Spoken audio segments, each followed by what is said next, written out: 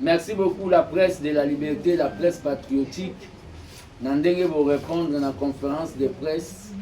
Nangai, d'abord, à ma qualité de baba de la jeunesse et aussi à ma qualité de DGATEC de la régie d'assainissement de Kinshasa ainsi que Raskin. Nakoki kobandate sans que na remercier bino na appui na bino au bois pourtanga depuis l'opposition à l'époque du Sphinx délimité Etienne Tshisekedi de Rez Mémoire pendant le pouvoir de Félix Tshisekedi, l'actuel président, pe na moment où j'ai eu ma nomination. Mais il y a eu babengi carence, il y a moi ba émission, c'était dû la fonction d'État et à la moi ba discipline. Vous ne pouvez pas parler sans autorisation de votre hiérarchie. Je ne pouvais pas me comporter en politique, mais je devais me comporter en homme d'État. Donc, si l'hiérarchie autorise, on parle. L'hiérarchie peut aussi interdire pendant une période qu'on ne puisse pas parler. Mais aujourd'hui, j'ai eu l'autorisation de mon chef, Daniel Bumba Lubaki, dans le but de communiquer beaucoup de points sur l'état de la nation.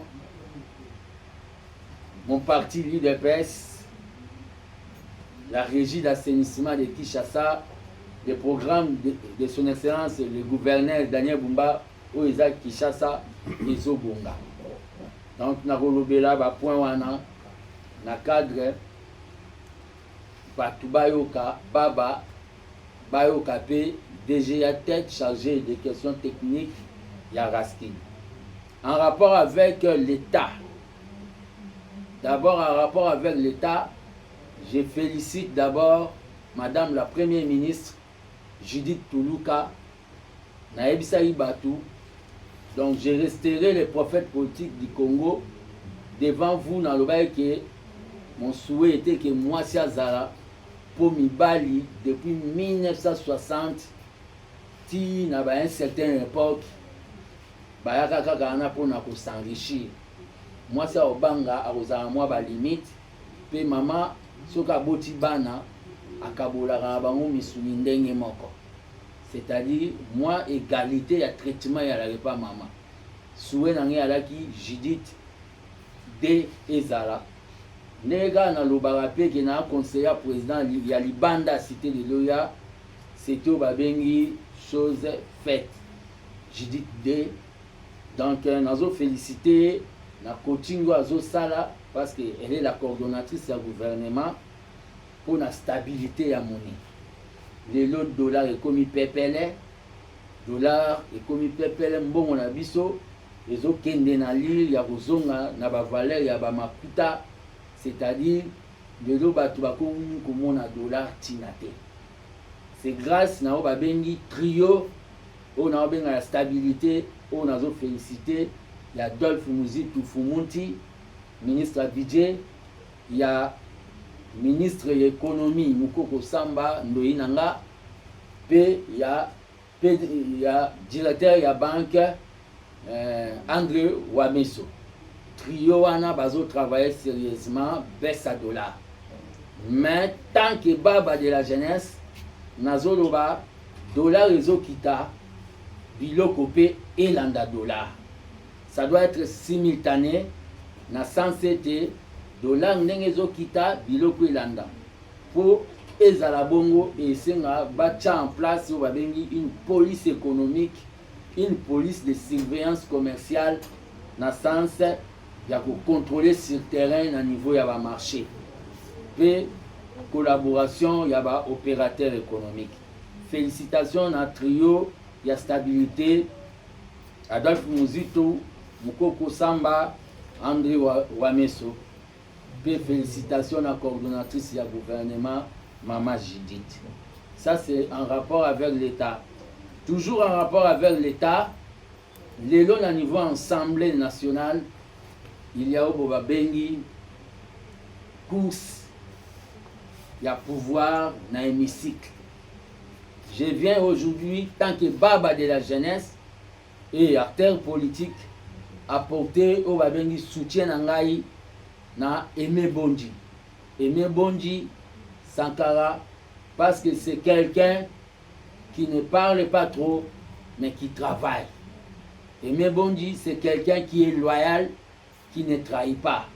Nazo yebisa na ba député révolutionnaire, ba député rationnel, ba soutenir yé, asimba bâton, police à débat na niveau assemblée nationale. Côté rapporteur, je soutiens Van Walesa, vu comportement na ye, ou tozwa ya politesse, na niveau ya ou babengi assemblée nationale, nazo soutenir ye comme rapporteur, deuxième rapporteur, na niveau pe na sengi na ba député na yebi ke bayoka ngai ba porter soutien ba makelele todo salama na niveau ya palais du peuple. Nous savons très bien que il y a des alliés de l'UDPS au baza ba sous-marin na moi baza na biso na union sacrée na butu ba koti na mai baza na ba l'autre là, donc toyebi bango très bien, mais nous avons des alliés sincères comme Fifi Masuka avec parti Fidek. Nous avons des alliés sincères comme Didier Moudimbu avec parti AVC. Nous avons des alliés fidèles comme Ndeko Eliezer avec parti Naye. Nous avons des alliés fidèles comme Jacques Yaboula Wandani avec parti Ardef. Nous avons des alliés fidèles comme Laurent Batoumona, notre allié de longue date, avec parti naé ou les alliés, il y a eu de peste. C'est ça, nos alliés au bazar sincère, na niveau il y a au biso de peste toyebi que ce sont des alliés sincères. Et on a aussi des alliés fidèles au bazar na silence comme Tony Kankushiko au bazar pe na ba député benga. Ça c'était par rapport à la situation à l'état. Donc nazoloba ki ndenge zawana Aimé Bonji et azali choix ya non trahison, azali choix oyo nga nazo salela propagande pe nazo senga na ba député ba voter. Par rapport na machine à politique, c'est-à-dire mon parti l'UDPS, l'Union pour la démocratie et le progrès social, Bar Tshisekedi, le secrétaire général Augustin Kabouya Mwanabute a salaki voyage na niveau ya Chine et alaki mission diplomatique au président Tindake, mission spéciale pe et alaki na compte ya international socialiste na compte wana nde akendaki na niveau ya Chine et ayaki, je crois bien, soka sali rapport na mokonzi mboka akosala o babengi restitution na niveau ya temple de la démocratie na limité. Il y a eu réconciliation sur recommandation ya o babengi non haute autorité de référence. Nos frères o babimaki libanda ya permanence, je ne vais pas citer tous leurs noms, bazongaki na kati ya permanence na moment oyo nous tous toza derrière Augustin Kabouya dans le but d'organiser le congrès. Donc, Bissonio Sotoran Sima, Augustin Kabouya. À cette occasion, je viens annoncer solennellement ma candidature comme président à l'intérim de l'UDPS. Je ne suis pas de la Ligue des jeunes. Je suis le Benjamin de la présidence du parti. J'annonce solennellement ma candidature comme président à l'intérim de l'UDPS. J'ai été formé par le père dans son école avec Bateau Touboko, Mouna Kebaza Grand. J'ai la capacité par rapport à la formation politique au Nazwa et par le père de diriger l'UDPS. Comment je vais diriger l'UDPS? Les combattants ne resteront plus des analystes. Les combattants deviendront des acteurs économiques comme les combattants de l'ANC. Les combattants vont travailler au Babengi la terre. Les combattants vont apprendre au Babengi ba métier. les combattants vont contribuer non à l'analyse, à développement, mais ils vont contribuer par le travail. C'est ça où babengi synthèse, il y a programme Nangai. Mais s'il s'avère que Augustin Kabouya a manifesté ambition, je vais désister pour le soutenir comme président à l'intérim. S'il ne manifeste pas ambition, il y a de nous diriger, je serai candidat président à l'intérim. Ça, je le dis et j'assume. C'était ça par rapport à l'Union pour la démocratie et le progrès social. Par rapport à la fonction d'État, au Nazanango, na moment où na régie d'assainissement de Kinshasa. Je remercie Daniel Bumba Lubaki pour m'avoir nommé. Pe Nazo assuré, il ne sera pas déçu. Nakutaki, régie d'assainissement, c'est-à-dire les Nazo Nakutaki, c'est le trio de Igluawa, Eden Lumbu na finance, Igluawa comme DG, Eden Lumbu na finance comme DGAF et moi DGA-Tech. Nous avons trouvé à la régie d'assainissement de Kinshasa na coffre-fort Tokuta $100 et 6 000 francs congolais. Mais avant l'événement, il y a Daniel Bumba, il y a eu 2 gouverneurs Baleka. Mais nous avons trouvé dans la régie d'assainissement, pour ça, journaliste d'investigation, vous pouvez aller dans le niveau de la finance, $100 et 6 000 francs congolais. Nous avons trouvé employé dans le niveau de la régie d'assainissement de Kinshasa Raskine 57 mois impayés.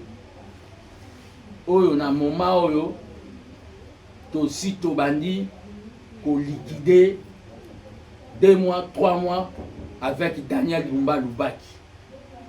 Nous avons trouvé dans le niveau de la régie d'assainissement parce que ce qui est assainissement égale cantonnier. Nous avons trouvé 21 cantonniers dans une régie d'assainissement. Mais avec arrivé comme directeur technique, j'ai eu à recruter 150 cantonniers na Kitambo. J'ai recruté 100 cantonniers pour la commune de la Gombe. Dans l'espace, il y a 5 mois, il y a fonction. 100 cantonniers pour la commune de la Gombe, 150 cantonniers pour Kitambo. L'espace, il y a 5 mois, où on va travailler salubrité. Mais il y a des problématiques. Oyo, Tokuti, Tozobunda. Depuis mon arrivée dans le niveau de Raskin, je ne sais pas ce qui est possible au Monango, na ba gouverneur passé, pe ba responsable de la salubrité, de la propriété publique, oyo akendaka ko inspecter na butu ba travaux ya salubrité. J'ai instauré au babengi travail ya Zadio, ba travaux inspection nocturne na niveau ya ville ya province de Kinshasa. Ça c'est toujours na babengi bilan partiel. Comme DGA technique, j'ai ressuscité coopération Congo-Japon. Oyo ici et Lalaki, Oyo ici et Koufaki. Parce que les Japonais, les Congolais, les Japon, les agents Raski, les Japon, na idée de la formation. Et c'est Koufaki. C'est avec votre baba-fils Mukoko, j'ai ressuscité la coopération Congo-Japon. Et à part ça, j'ai entamé au Babengi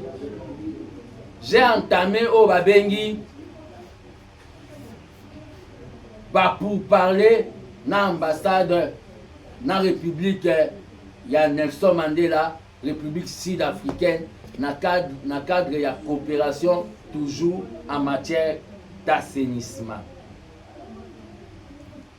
Sans ignorer descente ya sensibilisation.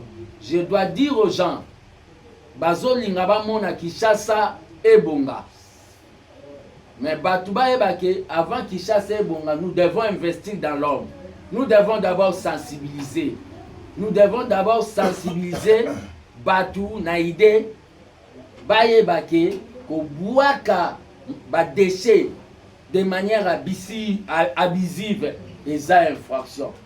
Parce que dans quelques jours ici, les gens seront arrêtés pour na ndenge otomona ki le mvule betaki mbule betaki ba poussière ba memi ba immondice bazo bois kango na mai. Ce sont des gens à arrêter. C'est pour cela je viens ici, j'ai eu à proposer et je cherche un député à la portée dans l'Assemblée nationale. On doit mettre en place en République démocratique du Congo, comme il y a au Babengi, tribunal d'enfants, d'autres tribunaux, il faut bâtir au Babengi, tribunal écologique. Tribunal bako sambisa mutu, oyo abouaki ba déchet dans le milieu public, ba condamné peut 3 ans de prison. Prêté à battre. C'est ça parmi Babiloko, oyo nga fils Nkoko, na ye nango, et pas mon cousin Daniel Bumba, bientôt Boromo nango, muta kufate kwa mona. À part ça, lisusu, nazana projet o nazo proposé pour epesa o babengi concurrence loyale entre les communes, c'est-à-dire projet o babengi tournoi Kinshasa et Zobonga, c'est-à-dire le gouverneur Daniel Bumba a coaché prix wana ezali commune ekosala salongo bien, oyo ekosala embellissement bien, oyo ekosala salongo avec efficacité, commune wana ekozwa prix à travers compétition wana ekomotiver ekozongisa ba vieilles habitudes, de bonnes habitudes akala ya salongo. Eza parmi biloko oyo nazoya nango na cadre Kinshasa ezobonga. Nous avons foi que Kinshasa ezobonga. Nous avons foi. Je vous demande de donner confiance à Daniel Bumba Lubaki. De donner confiance à Daniel Bumba Lubaki. Par rapport à la route au Bomoni et au Salama, ce ne sont pas des routes au Balobi, des routes d'usage unique ou des routes biscuits. Ils arrivent vraiment au Babengi, des routes béton. Des routes wana lelo, ça nous dérange avec des embouteillages. Mais je dois vous dire, il y a un politicien de l'autre côté, dans Brazzaville, Jean-Sim Yombi Opango. Alobaka, vivons durement aujourd'hui pour vivre mieux demain. Ba route wana eza ba route o babengi ba route secondaire, ba route il y a désengorger Kinshasa. Vous les verrez. Mutua kufata mona dès que ba route wana ekosila problématique ya bambouteillage na Kinshasa eza oyo babengi absence ya ba route secondaire. C'est ça oyo Daniel Bumba a payé comme priorité. C'est pour cela à travers cette conférence je suis en train ya ko toquer lisusu au nom ya peuple kinois na porte ya ministre de la finance Doudou Fouamba natina été à libérer ba moyens pour aider Daniel Bumba Lubaki à accélérer ba travaux au à lancer parce que Daniel Bumba Lubaki n'a pas la vision au babengi ya kosala ba chantier inachevé. Nazo senga la bino vous pesaye confiance. Moi je l'ai choisi non pour Nambongo. Vous le savez, vous étiez là quand j'ai commencé à présenter son programme Kinshasa Ezobonga. Je l'ai choisi parce qu'il était le ticket gagnant. Il y a eu de peste. Oyo, Augustin Kabou a présenté qui na temple. Beaucoup, Bakendaki et pas un certain candidat, il y a des étrangers. Oyo, a coupé ça va $10 000. Mais moi, j'ai choisi Daniel Bumba parce que il était le ticket gagnant de l'UDPS et à travers son programme. Au moment où je vous parle, et Tikana Okosala Mate, na Congo, que un mandataire a Kendaka, Moussala, na moto. Wana na olo banabino ngo, eza na tina nini, eza kolakisa o babengi dévouement na travail patriotique oyo bapesi ngai. Eza dévouement. Donc na moment oyo, depuis Kassavubu, ti na époque, j'ai accepté de faire ça parce que le travail commun de nous, c'est un travail patriotique. Des fois, je me réveille, je pars au boulot, na moto, et na koma toujours avant. Que les gens qui veulent critiquer, on laisse toujours que la bango, droit na bango, il y a critique. C'est la démocratie. Toujours avec Daniel Bumba Luba qui, na moment oyo tozo loba, azotia mayele na tina ete Kinshasa est généré par recette. Azotia mayele, ça je vous assure. Il est en train de travailler.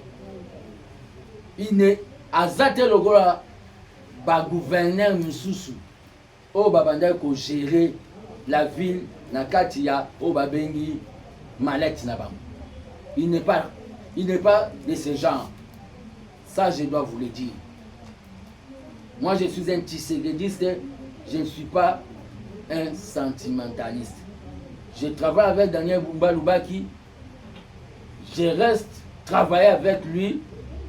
Si je vois qu'il sort dans la ligne politique de l'UDPS, je n'hésiterai pas de démissionner. Ça, je le dis. Et de retourner dans le Parlement. Mais comme il est entré, il y a quoi assurer ngai na façon ya kosala, na méthodologie na ya kosala. Je suis avec lui, je suis en train de le soutenir. Na cadre ya obabengi assainissement à ville province à Kinshasa, bomonaki plus de 100 bennes. Oyo ezala na nute 100 bennes monameso oyo ezala na nute 100 bennes wana eye po emema bafufu te, eye po esala travail ya salubrité. C'est pour cela que tu dois assurer bien. En tant que technicien, nous avons pensé déjà 25 000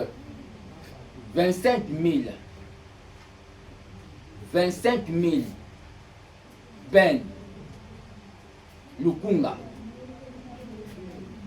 25 000 ben Moamba, 25 000 ben Funa, 25 000 ben Chang. Si on l'a tout lancé avec tractopelle, biloko misusu, oh mon DG Igluawa, Azoya Nango Poaza Libanda, bon retour, je crois bien, dès demain il sera déjà à Kinshasa.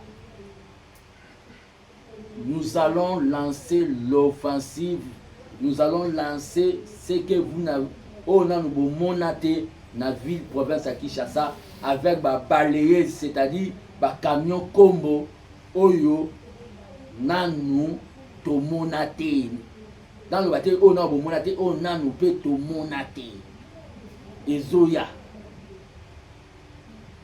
toujours avec des fonds propres oyo.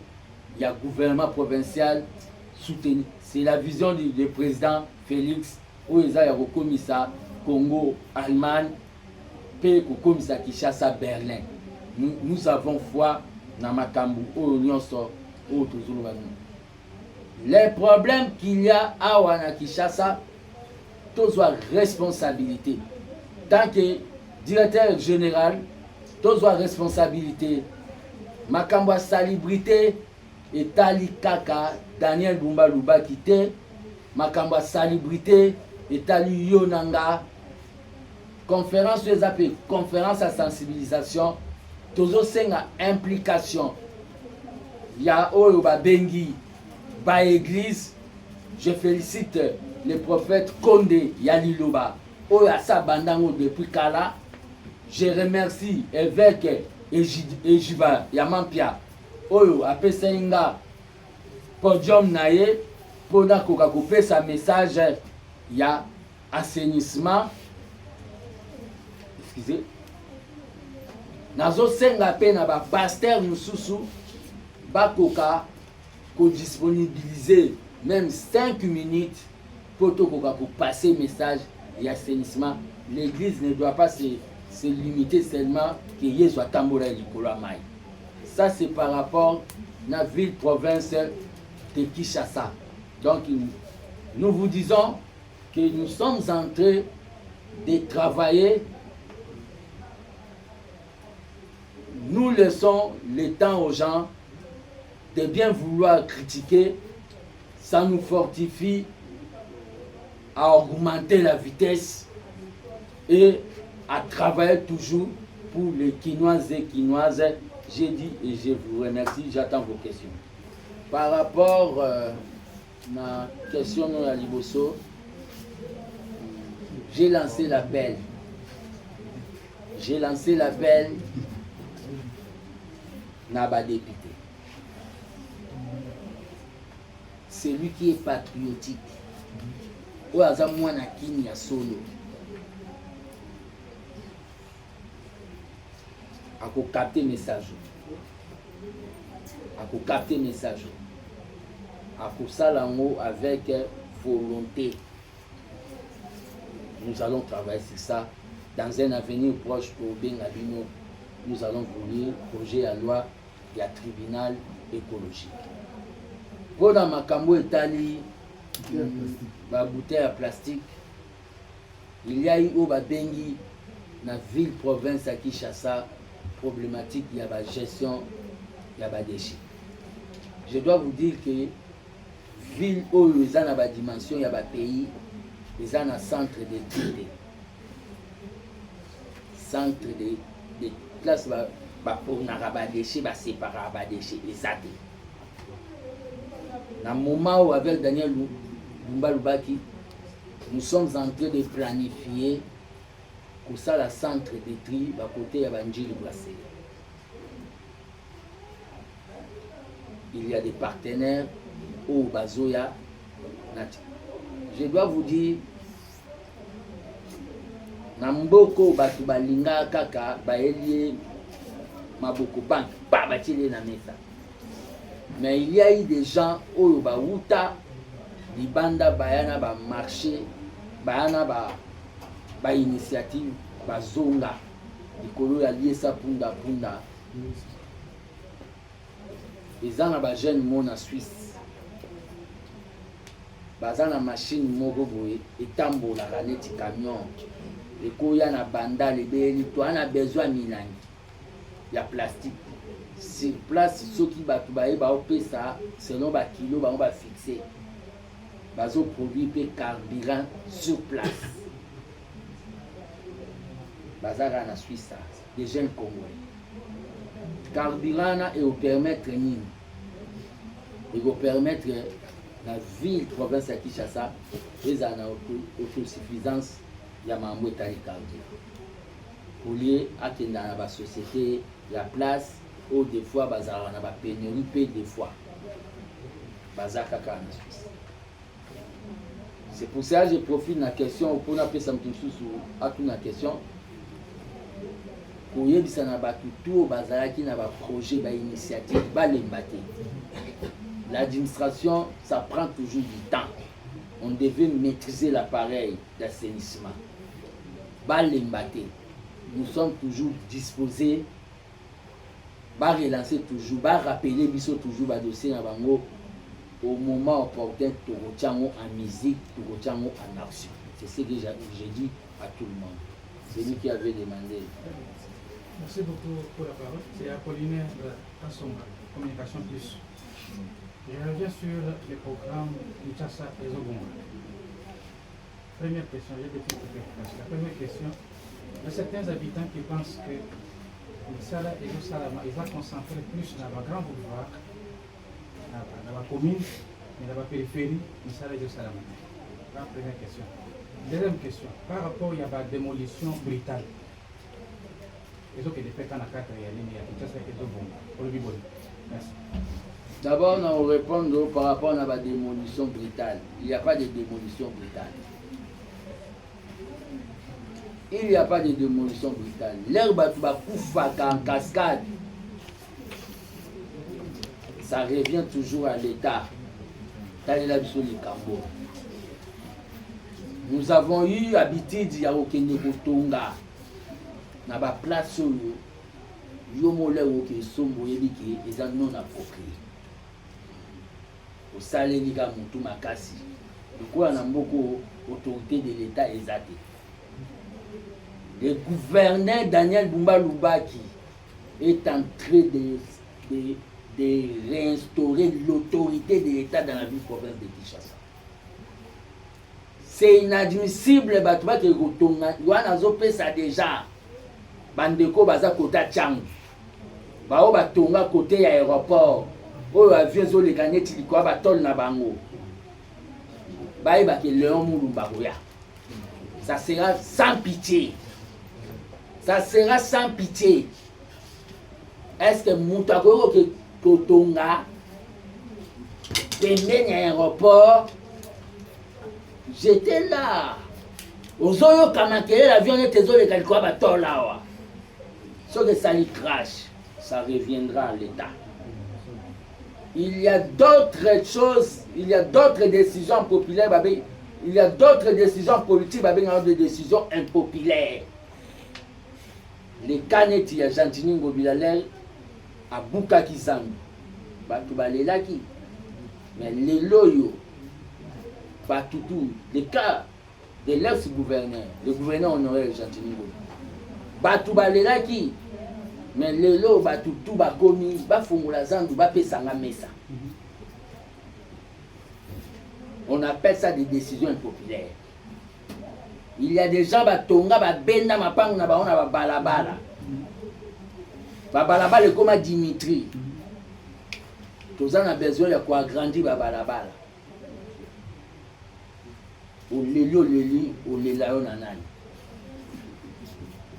Parce que c'est comme ça que les gens ba oyebake place oyo ezan na mamboka mchezo na ba place msusu. L'État tika encore vide à l'onara banzete. Est-ce que vous acceptez Oesama Nandil na bicarbitus?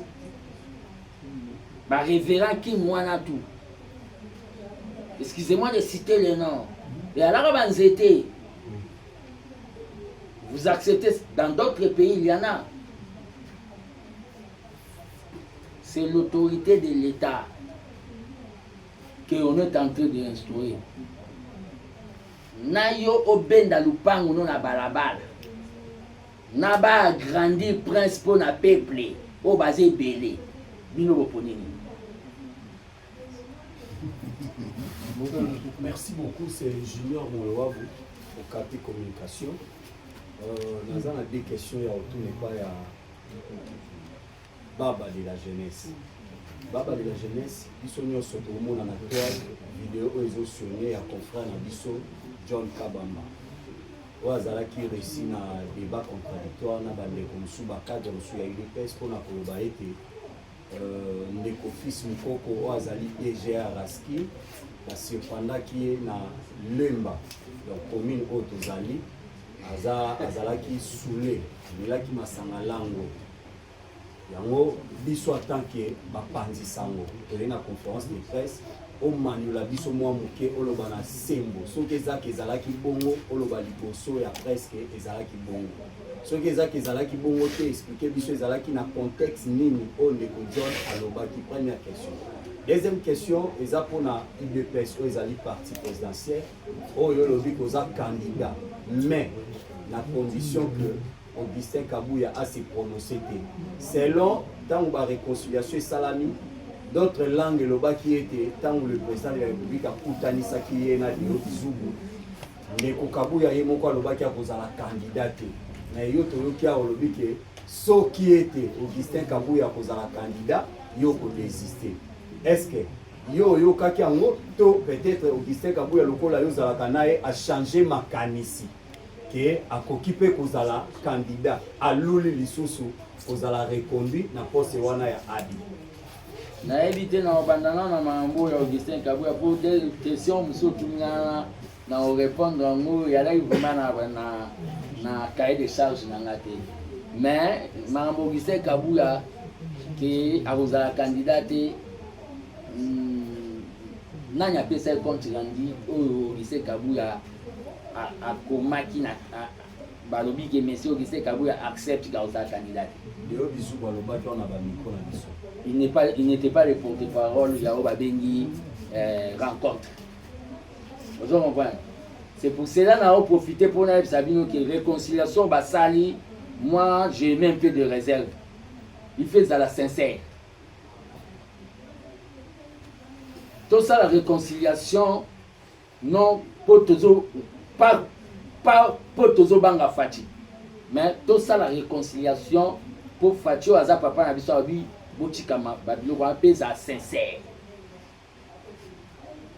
Venons profiter directement pour na lobali kambo moko avant na kota na o lobi nanga ya entre guillemets yondo benga journaliste nga na obenga e ezaki j'ai pas du boulot je prends le micro. Il n'est pas journaliste. Ba matende ba journaliste ba fofana bino ba junior ba journaliste. Lui n'est pas journaliste. Lui c'est quelqu'un, j'ai pas du boulot, je prends les micros. C'est fort. Donc, le problème est que, j'allais répondre quoi?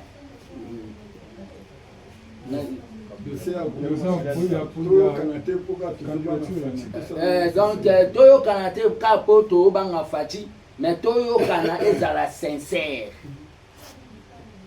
Est à la sincère. Le congrès Ezoya, c'est les combattants de Baosala choix. Je suis candidat. C'est en politique, ça s'est fait. Si Augustin Kabuya est indisponible, je suis candidat.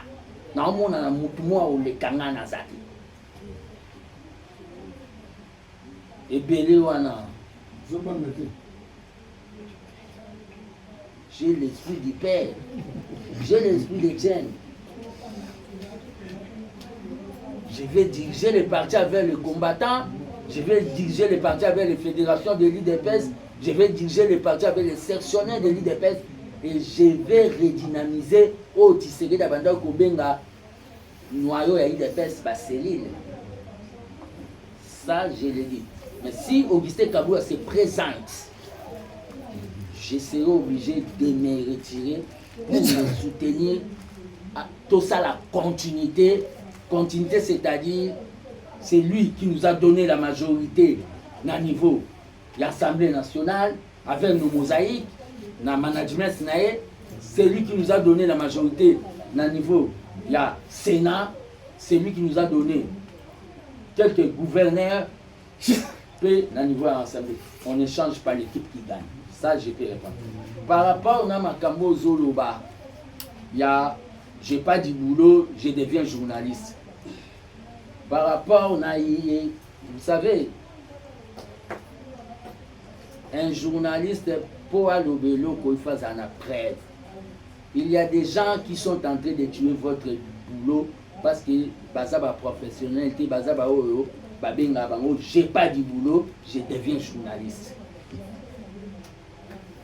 Il faut avoir une preuve. Un journaliste, il faut éviter que ça la chantage. J'ai pas du boulot, je deviens journaliste à 5 émission. Au moment où bino tout vous vendez que 5 émission na bando ba no bosé. Même Fofana to komi wapi à 5 ans, c'est une grande chaîne. Et parce que là à 5 émissions j'étais indisponible. A insisté, non, je suis indisponible parce que dans le costume, il y a mandataire, il y a la discipline Mogobo. Et le monsieur est allé dans la télé dire des sottises, des balivernes. Qui m'a d'abord ngande nazaboui, ba fanatique nanga ya diaspora, ba fanatique nanga ya Congo profond, il y avait intérieur. Ba lingate na mela masanga. Po ba kontaka na ngai. Po na Congo, ba lingaka te. Pe na responsabilité d'état oyo naza nango. Nako mela masanga te. Je travaille jour et nuit. Pour le niveau de salitude dans Kinshasa, je travaille jour et nuit comme un robot. Le monsieur m'a demandé l'émission, j'étais indisponible. Il est allé dire des choses à la télé. Que Amoni Batouani va filmer Ngaï, il y a Pékissi. D'abord, on connaît sa tendance, c'est un anti-fati. N'a aucun mois tout cas ça dans le service national comme attaché de presse. Dans aucun mois. Quelqu'un qui injure le président à tout moment, mais besoin d'un service national. Dans aucun mois. Et puis, si que, à cette émission, non. Il est allé dire des histoires. À Zobenga, propriété publique, Mouto Banoma na bafoulou. Vous sentez la rancune. Oh Banoma na bafoulou. Hein, oh Banoma na bafoulou. Nandini nanganga nazananga, papa foulou. Un métier noble. Nandimi na ngai naza na nga papa caniveau nga bureau na ngai eza ya climatisé te bureau na ngai eza na ba caniveau eza kokombela ba kinois balabala. Le problème est que à sengi émission l'air na yebisi ki naza indisponible akeki na lobi amoni nga pekisaki vidéo ezate. Je peux lui porter plainte. Je peux lui porter plainte. Eza atteinte na personnalité. Je peux lui porter plainte.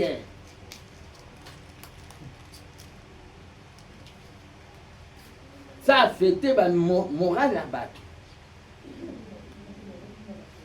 Je lui pardonne pour na auto lobby. Il ne m'avait pas vu à mon akingaïté. Il a créé une histoire. Il parlait de compétences qu'il y a des personnes, il y a des incompétents. Il y a un moment donné, incompétence, compétence en la ranine.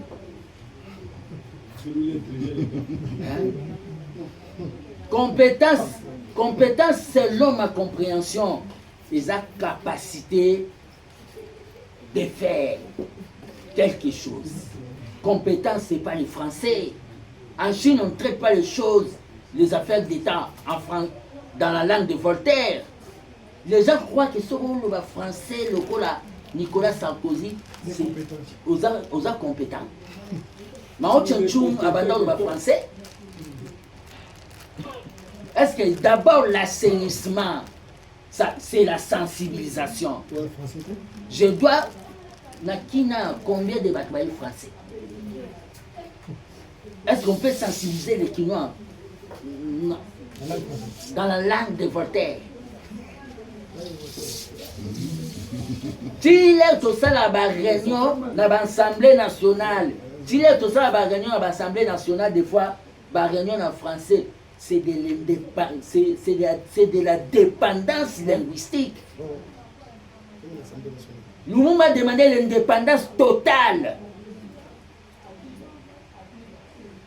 Quelqu'un à l'île de paix, à l'île de paix.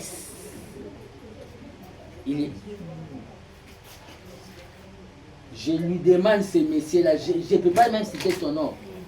Son nom, je lui donne le nom, je n'ai pas du boulot, je prends le micro. Tu sais que dit le père pouvait-il nommer un compétent à la présidence du parti? Tu sais que dit le père. Moi j'ai été nommé pas par Félix Tshisekedi, j'ai été nommé par Étienne Tshisekedi.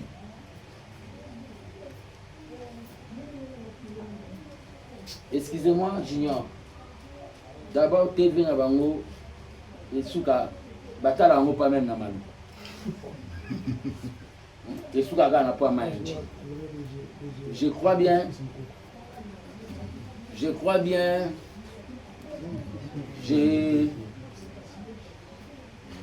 J'avais dit que je vais répondre à 3 questions.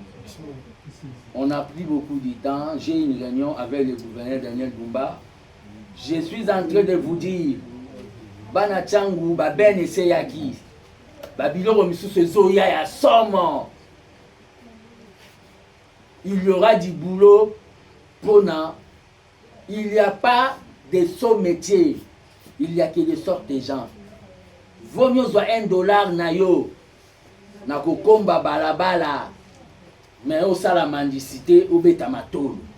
Daniel Bumba Lubaki a assuré à couper sa misala na ba jeune Kinois. Peu beaucoup monde à Kinshasa. Et je dois vous dire quelque chose. Tous en stratégie, à part Raskin, et ça n'a pas bengi Regedec, dirigé par DG Mouissa. Bango baza pour na ba bengi ba déchets domestiques. Na ba acto bano ba memara ba poussou ba salaki na mbula. Vous verrez, il y aura des poussières d'État. Il y a Raskin. On va acheter, on va faire fabriquer même plus de 10 000 pouces-pouces. Baya kozwa matiti na banda on a sous natala rabango, bazwa matiti na ba $1, $2. Mais je ne peux pas terminer cette histoire, cette conférence de presse, tant que Baba de la jeunesse. Je pose une question au ministre VPM de l'Intérieur. Décision Oyo, aujourd'hui, il y a des taxes portuaires, aéroportuaires. Tous les radians à go pass. Et mais ça a au paiement. S'il vous plaît, décision Wana. Ils ont intérêt à peuple. Décision Wana. Ils ont des pauvres. Bato balingaka kofinga mokonzi ya mboka babakisa su doza mafinga. Décision wana eza na ligne ya le peuple d'abord ya kobakisa taxe wana mpona ba voyage domestique, ba voyage national. Nazosenga tant que tu serais dans le Nouveau Testament, même si ekokotisa 2 millions de dollars, mais ce que ça n'intérêt peut prêter, retirer décision. C'est pouvoir, je suis parmi bateau, basala peut rappeler na fati à retirer signature. Na lingaka te muta saka nango. L'air batu bafingaka babiso misusu et chokara biso makasi. Décision wana na tango est important. Talande bakomi ko récupérer déjà. Je vous en prie, mon compagnon VPM de l'Intérieur, Germain Chabani, de bien revoir un peu cette décision. Ce qui possibilité ça, au retirer pour ne pas permettre de récupérateur. Je vous remercie d'avoir répondu le la temple de la vérité, la conférence de presse où il y a Lelo. Je vous remercie vraiment